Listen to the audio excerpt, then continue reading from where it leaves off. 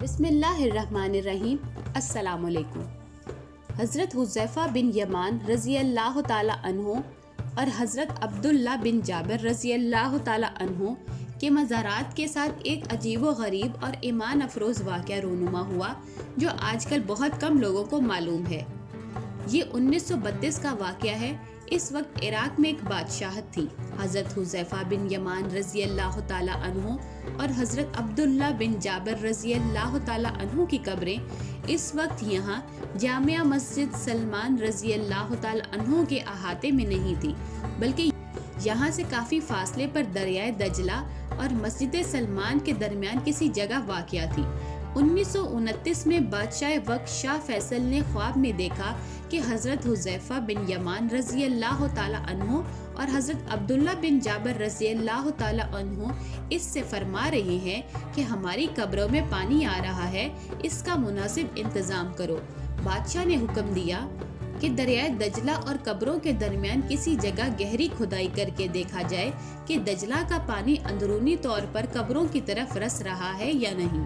کھدائی کی گئی لیکن پانی رسنے کے کوئی آثار نظر نہیں آئے۔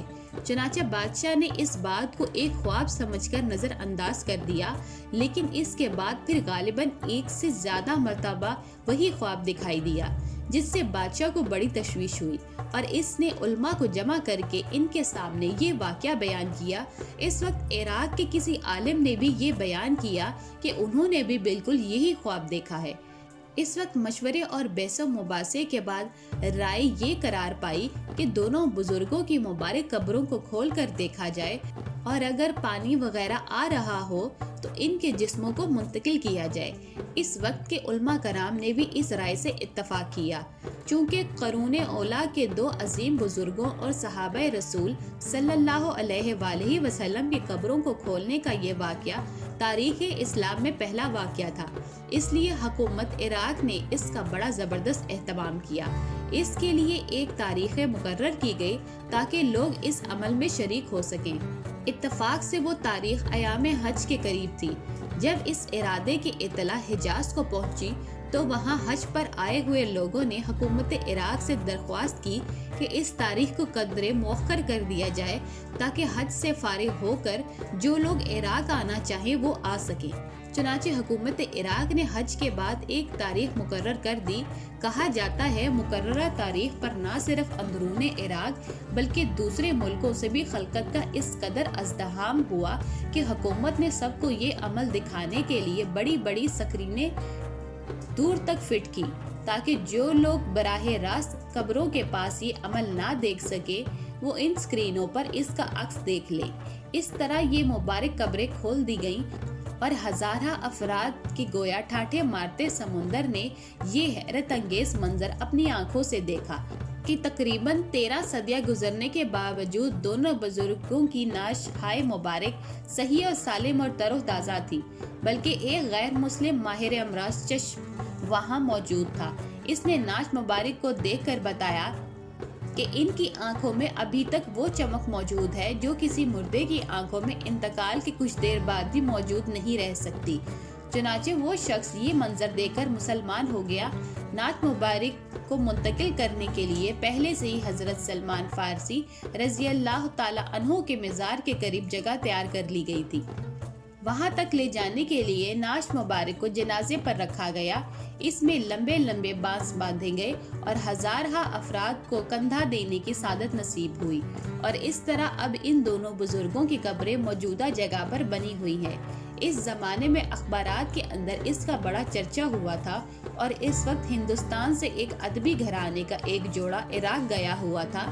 ان دونوں میاں بیوی نے یہ واقعہ بچشم خود دیکھا، اور بہت سے غیر مسلم بھی یہ واقعہ خاص طور پر دیکھنے آئے تھے، اور اس اثر انگیز منظر سے نہ صرف بہت متاثر ہوئے بلکہ بہت سے لوگوں نے اس منظر کو دیکھ کر اسلام قبول کیا۔ اللہ تعالیٰ اپنی قدرت کاملہ اور اپنے دین کی حقانیت کے ایسے موضوع کبھی کبھی دکھلاتا ہے۔